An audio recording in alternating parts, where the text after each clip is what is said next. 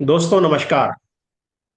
दोस्तों आज हम आपको एक ऐसे शख्स से मिलवाते हैं जो कि एक लंबे अरसे से स्टील से जुड़े हैं, और न सिर्फ जुड़े हैं बल्कि स्टील इंडस्ट्री में एक सफल एंटरप्रेन्योर और एक महत्वपूर्ण कंट्रीब्यूटर भी रहे हैं। आप हैं ब्लू ओशन स्टील्स के सीईओ डॉक्टर पंकज जैन। भारत में स्टील से जुड़े नामी गिरामी कॉरपोरेट्स के साथ कई वर्ष काम करने के बाद उन्होंने अपना स्टील वेंचर शुरू किया। हमारी इनसे पिछली मुलाकात करीब 2.5 वर्ष पहले पुणे में हुई थी, जब हमने इनसे साक्षात्कार किया था। तब ये भारत की स्टील इंडस्ट्री की ग्लोबल कम्पिटिटिवनेस और सस्टेनेबिलिटी पर रिसर्च कर रहे थे।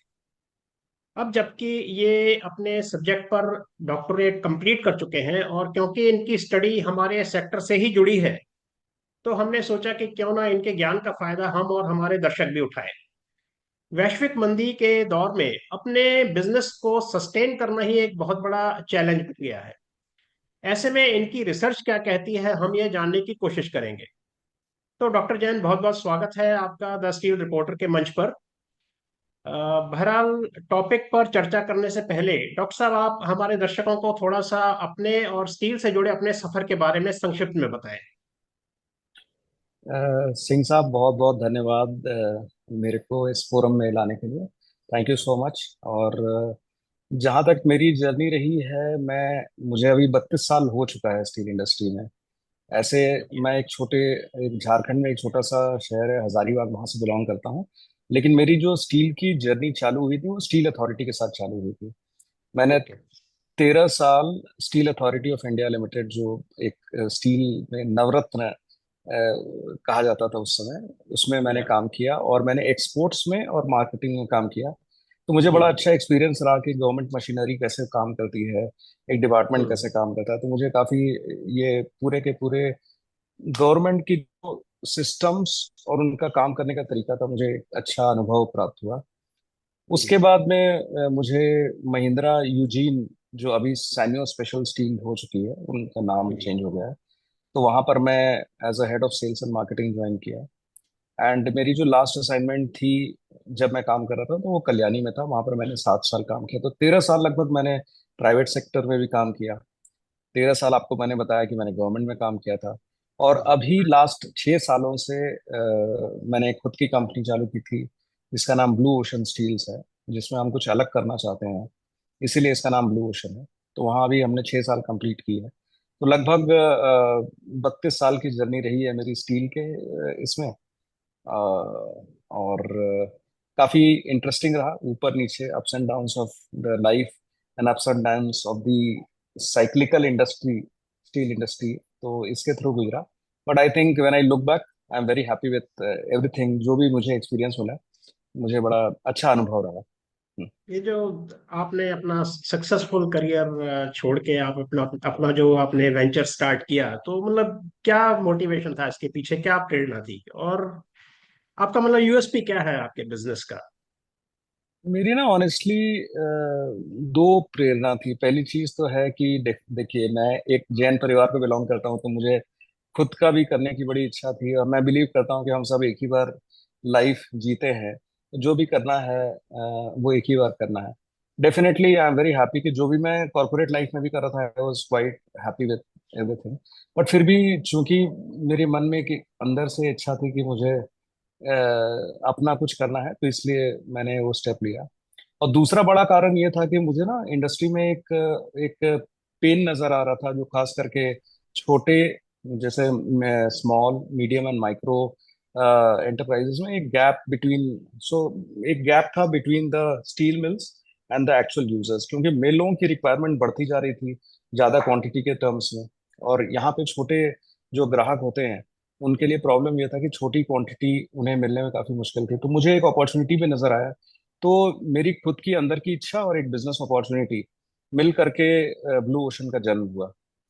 और जहां तक आपने मुझे आपका जो सवाल था कि मेरी मेन यूएसपी क्या है, मेरी यूएसपी ये है कि आज हम जहां जहां भी हम सर्व कर रहे हैं, मैं हमारे ऑलरेडी इंडिया के अंदर में 5 सर्विस सेंटर्स हैं, पूना, बॉम्बे, चेन्नई, राजकोट, अहमदाबाद। वहां पर हम जस्ट इन टाइम सर्विस दे पा रहे हैं। और just in time just what is required, जितनी क्वांटिटी चाहिए और उसी समय, and at your door steps. तो हमारा एक ड्रीम है कि किसी दिन हम डंजो या ब्लिंकिट जैसा, शायद 7-8 मिनट में तो नहीं, लेकिन डेफिनेटली अगले दिन आपको 3 टन चाहिए तो अगले दिन आपको 3 टन मिलेगा। आपको जितनी क्वांटिटी चाहिए उतनी क्वांटिटी आपके डोर स्टेप्स पे हम पहुंचा करके देंगे। So that is the USP which we are bringing to the industry. Okay.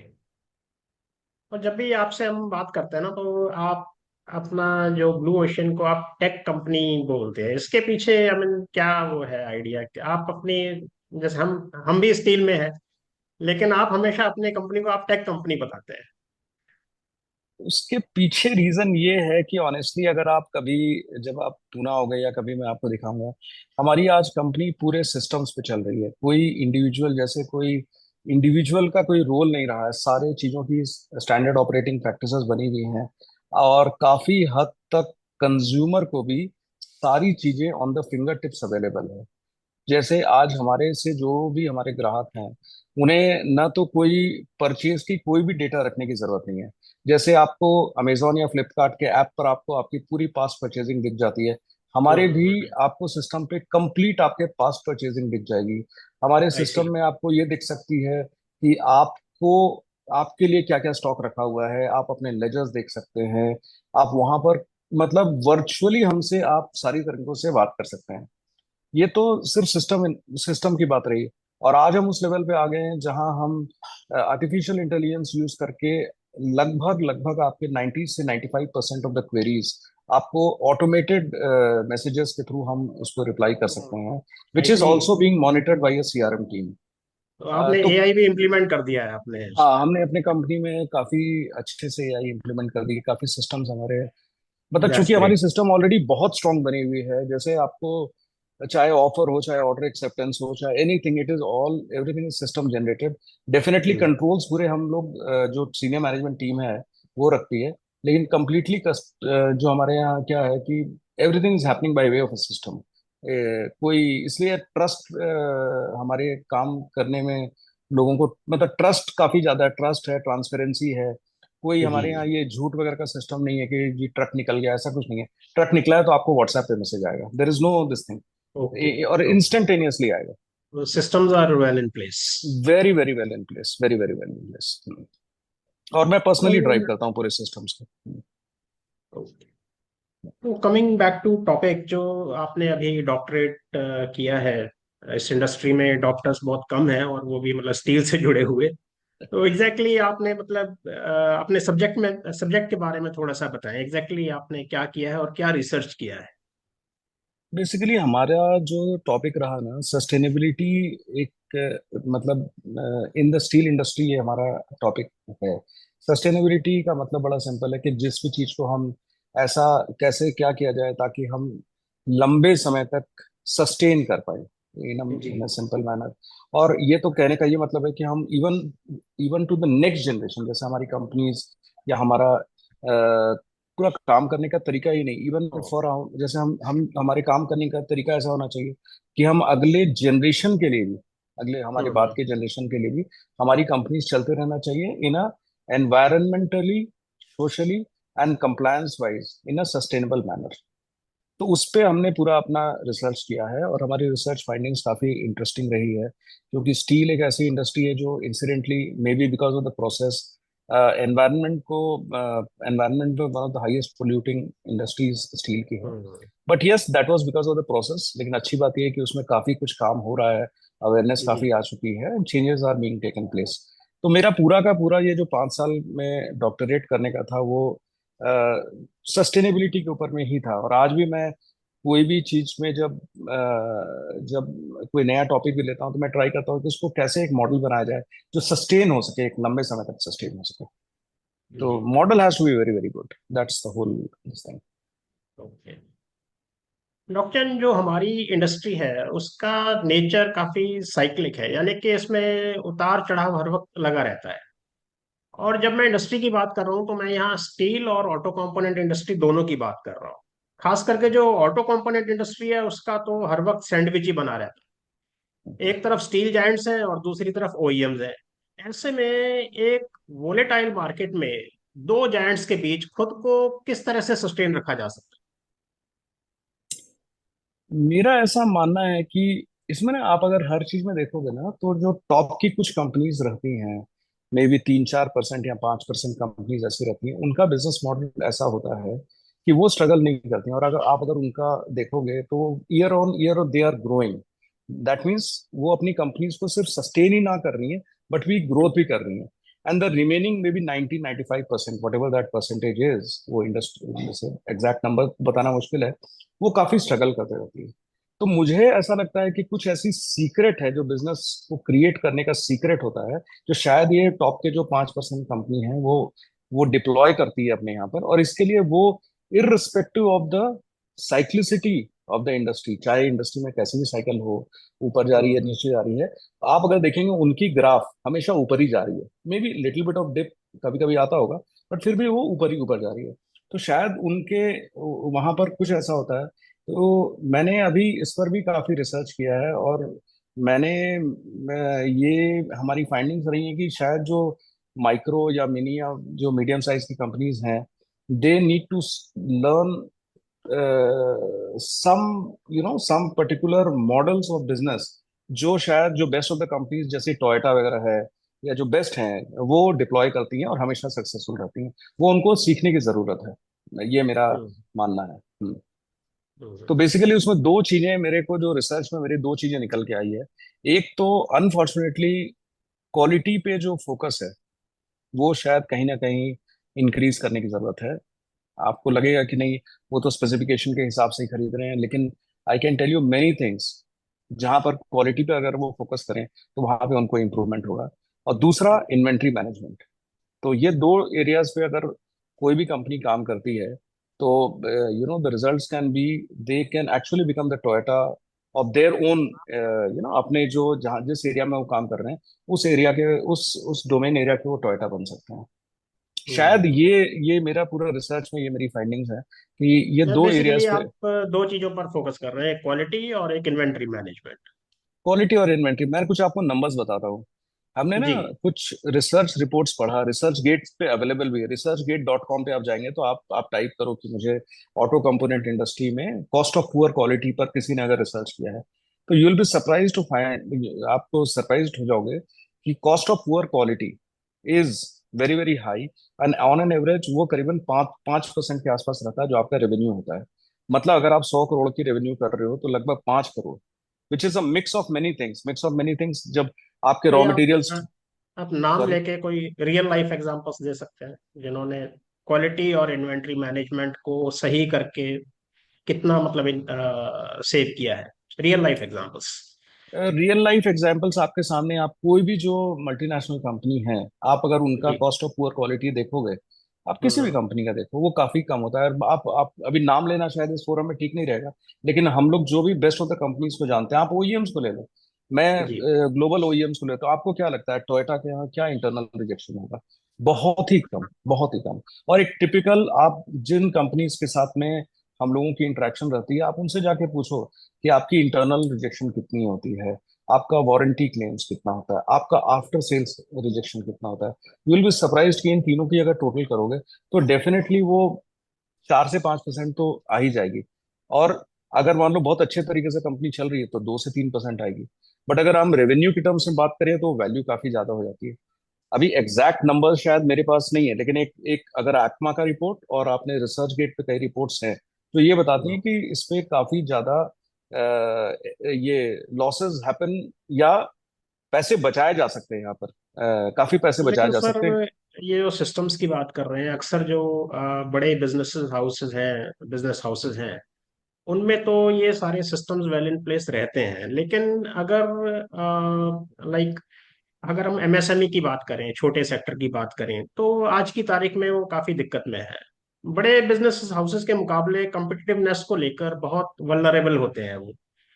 आपका इस सेक्टर में अच्छा खासा तजुर्बा रहा है, ऐसे में मतलब आप क्या सलाह देना चाहोगे छोटे और मंझले उद्योगों को?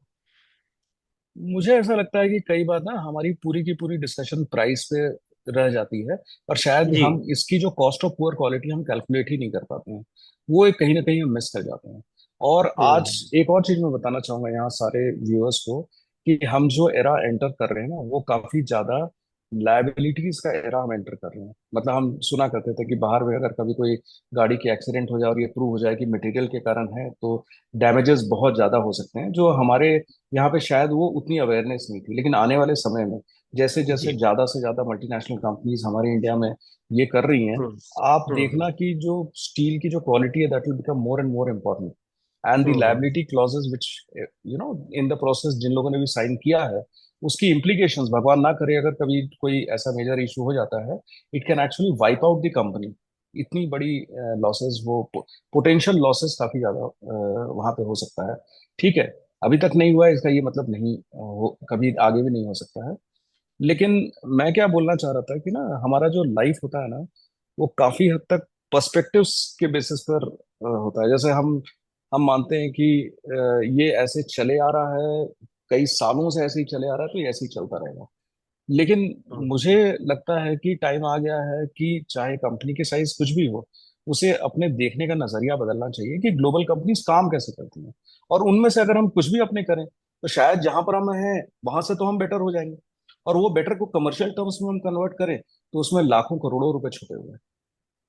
That is the whole point which I want to convey. Like उदाहरण के तौर पर अगर सपोज कोई 50 करोड़ से लेके 100 करोड़ तक की साइज की कंपनी है, तो आपकी रिकमेंडेशंस अगर फॉलो करती है तो आपके हिसाब से उस पर क्या ओवरऑल कमर्शियल इम्पैक्ट क्या आएगा? अगर वो फिगर्स की सिस्टमैटिक बात करें।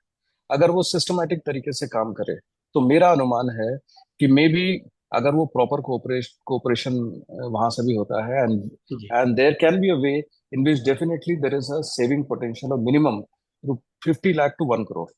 मैं ऐसे, ओके।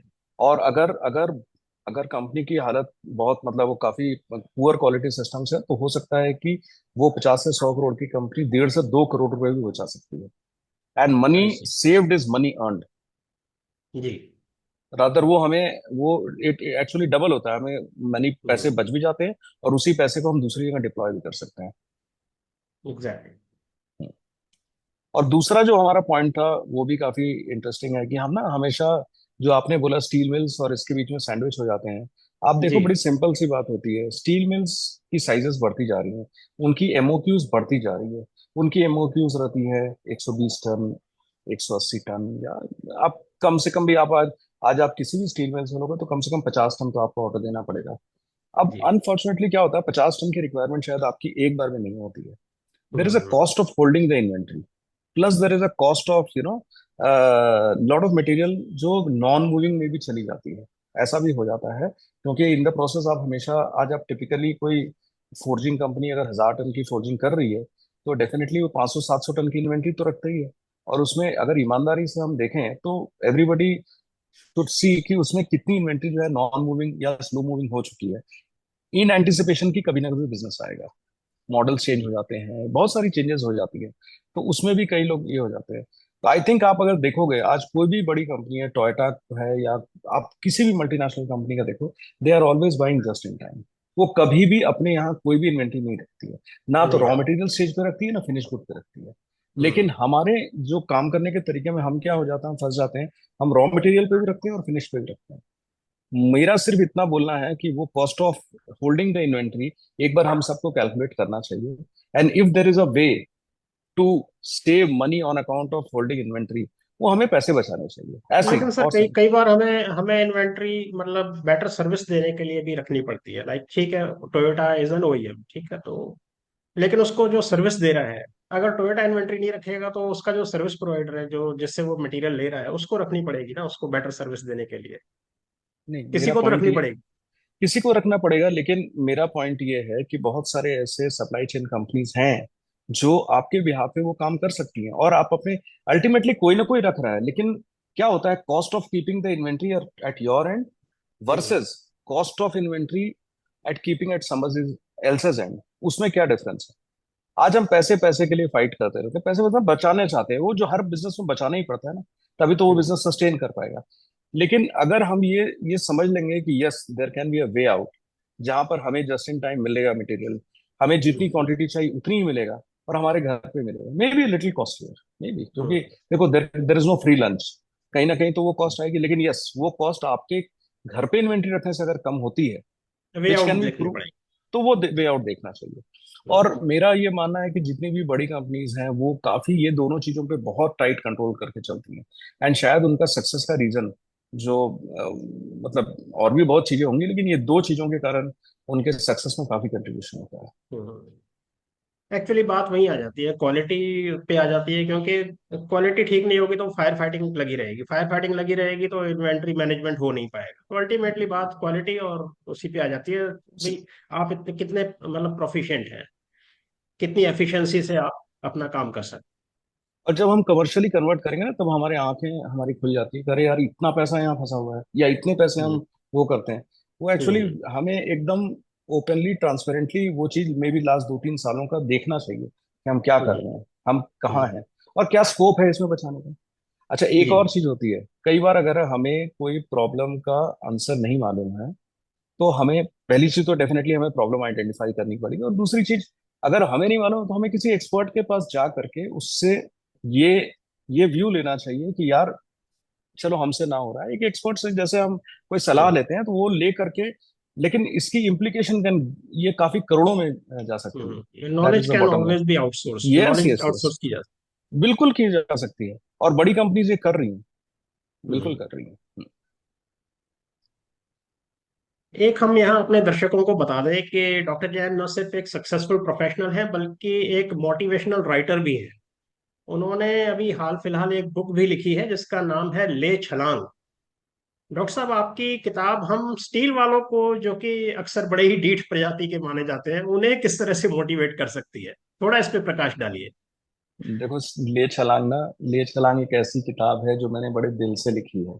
ये भी एक मेरा बकेट लिस्ट आइटम था, कि पहला बकेट लिस्ट था कि मैं अपने लिए कुछ काम करूं, तो मैंने ब्लू ओशन खोला। दूसरा बकेट लिस्ट था, मैंने पीएचडी करना था, वो भी मैंने कंप्लीट किया। तीसरा, तो इसको मैंने कुछ 18 महीने के आसपास लगे ये किताब कंप्लीट करने के लिए। लेकिन ये किताब का बैकग्राउंड ऐसा है कि मैं कई लोगों से मिलता हूँ तो मुझे लगता है कि यार वो बंदा बनने के लिए कुछ और आया था, वो कर कुछ और रहा है। तो हम सबको अपना पैशन एरिया खोजना चाहिए। और आज इंडिया, हम सब ब्लेस्ड हैं कि इस मौके पर हम इंडिया में अवेलेबल हैं, क्योंकि हम्म, इंडिया जिस दौर से गुजर रहा है और जिस ऊंचाइयों को छूने वाला है, हमसे बेहतर शायद हम बेस्ट टाइम्स में इंडिया में। जी। अभी आपका जो सवाल था कि स्टील इंडस्ट्री वाले क्या करें, मुझे ऐसा सिंपल लगता है, हर आदमी को ना खोजना चाहिए कि क्या क्या प्रॉब्लम्स हैं, और क्या मेरे पास कुछ ऐसा आइडिया है क्या जो कुछ सेट ऑफ लोगों के प्रॉब्लम्स को सॉल्व करेगा।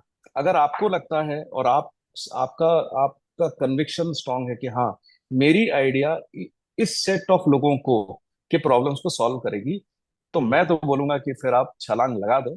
इससे बेहतर मौका नहीं है। इंडिया बहुत तेजी से ग्रो कर रहा है, अपॉर्चुनिटीज ही अपॉर्चुनिटीज है चारों तरफ, करने वाला जी। चाहिए। मतलब आप चारों तरफ देखो, आजकल यूनिकॉर्न इंडिया में जो एक $1 बिलियन की कंपनी है, मेरे पास डेटा नहीं है, शायद 1 साल के अंदर यूनिकॉर्न्स भी बन जा रहे हैं। मतलब आप देखो कितने चारों तरफ ही अपॉर्चुनिटी अपॉर्चुनिटी है। तो जी। हमें स्टार्ट करना चाहिए कि कोई पेन एरिया है जो शायद मेरी आइडिया जिसमें मैं पैशनेट हूँ, वो मैं अप्लाई करूंगा, और ये जो भी प्रॉब्लम है वो अगर उसका कुछ उससे निवारण होता है, सॉल्यूशन निकलता है, तो मैं तो बोलूंगा छलांग लगा दो मेरे दोस्त, और लग जाओ एकदम इससे। जी। अदरवाइज वो वैसी ही हो जाएगी कि ट्रेन खड़ी थी, हमने सोचा भी हाँ, चढ़े और हम चढ़े मिस कर नहीं, गए चढ़े नहीं, ट्रेन छूट गई।